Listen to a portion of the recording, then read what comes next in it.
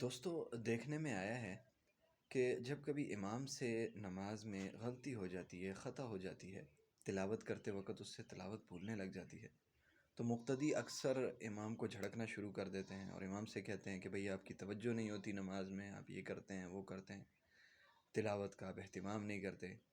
اگرچہ مانتے ہیں کچھ کوتاہیاں امام صاحب کی بھی ہوتی ہوں گی، لیکن یہ بات کرنا بالکل مناسب نہیں ہے اور درست نہیں ہے۔ حدیث کے اندر آتا ہے رسول اللہ صلی اللہ علیہ وآلہ وسلم فجر کی نماز پڑھا رہے تھے اور سورہ روم کی تلاوت فرما رہے تھے کہ نبی علیہ الصلوۃ والسلام سے تلاوت تھوڑا بھولنے لگی۔ تو نبی علیہ الصلوۃ والسلام نے نماز پڑھنے کے بعد کا حدیث کا مفہوم ہے، نبی علیہ الصلوۃ والسلام نے فرمایا کہ ہمارے ساتھ نماز پڑھنے والے بعض لوگ ایسے ہیں جو وضو کا اہتمام صحیح سے نہیں کرتے، جو ہمارے ساتھ نماز پڑھے وہ وضو کو اچھے طریقے سے کر کے آئے۔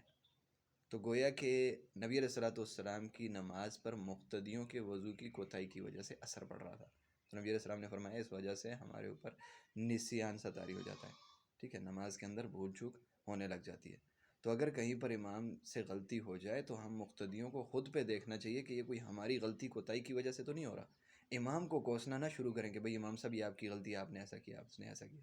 اور ہاں، امام صاحب کے لیے بھی مناسب نہیں ہے کہ وہ مقتدیوں کو یہ بات کرے، لیکن ہم مقتدیوں کو اس بات کا خیال رکھنا چاہیے کہ غلطی صرف امام صاحب کی نہیں ہے۔